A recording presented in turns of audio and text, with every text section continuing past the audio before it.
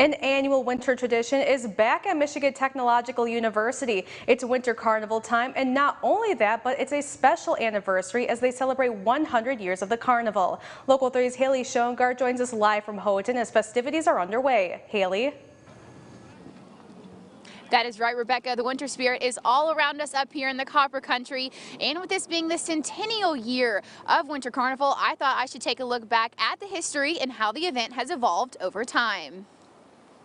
Marking its centennial year this year, the Michigan Technological University Winter Carnival has a rich history and tradition dating back to its beginnings in 1922. Carnival has now turned into one of the biggest annual winter celebrations in the nation. So thinking about those early origins, it's a little bit different from its start to the carnival that we see today, but we do start to see some of the long-standing traditions starting in the 1920s and the 1930s. So the Queen's competition, for instance, began in 1928, and that's been a long-standing beloved tradition that folks have gone to the coronation ceremonies and have celebrated queens throughout the decades.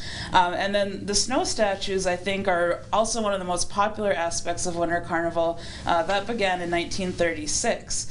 And one of the first prize-winning snow statues was actually a giant king that was sitting on his throne, and it was so robust that students and faculty could actually sit on his lap and pose for photos. So it was a way to engage with the statues physically and not just visually, which was kind of cool.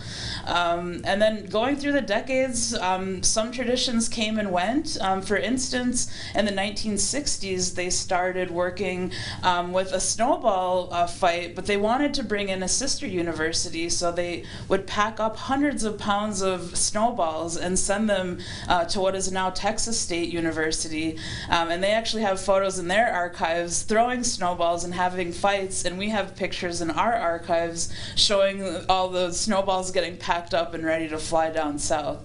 That didn't last beyond the 70s, but it had a short, fun stint. As Hiltonen said, an iconic part of Carnival are the huge snow sculptures. These creations can be seen on campus and around the community. They bring everyone together as people expect something a little different every year. So the snow sculptures did start in 1936, and they were interesting and wonderful statues, but they got more elaborate as the decades went on, and an alumnus actually told us about.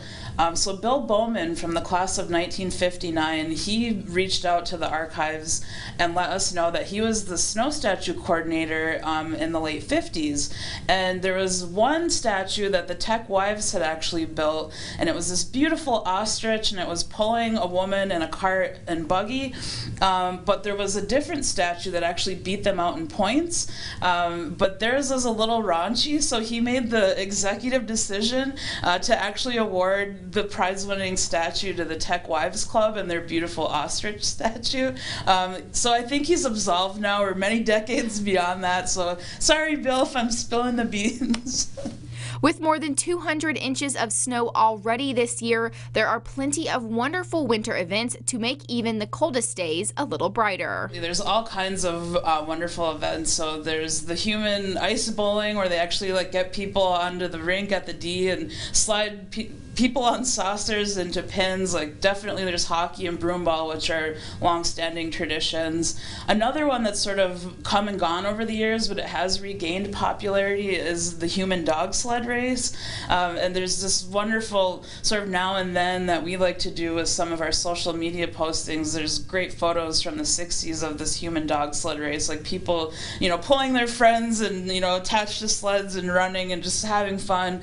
The love of all things snow isn't the only thing that brings these Huskies together. Carnival has and still continues to bring a wide variety of entertainment to the area. Yeah, one thing that I will mention that I think people really love is the talent that has come through in terms of musicians and comedians and different performers over the years. I know a favorite from some of our alumni of the 70s loved it when the Guess Who came and performed a couple of shows, and there's been other pretty big rock and roll and pop acts that have come in over the years.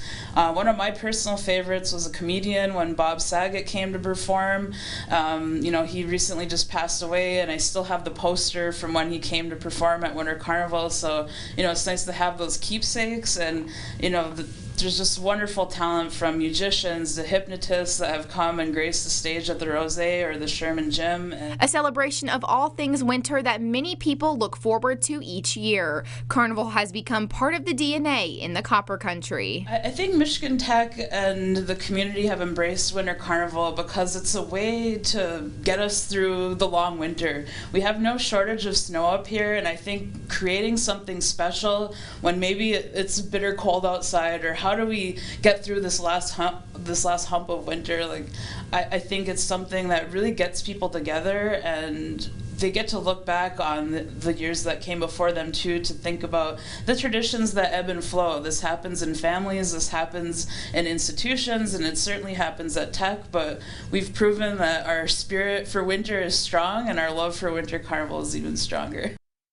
Now that we know the history of Winter Carnival, join me later in the show. I will be talking with the Blue Key National Honor Society, the organization that puts on the event, and we will hear about all of the fun things that they have in store for this very special year. For now, I'm going to go do some exploring around campus, watch some snow sculptures, being built, and I'm going to send it back to you all in the studio. Reporting live from Houghton, Haley Shongart, Local 3 News.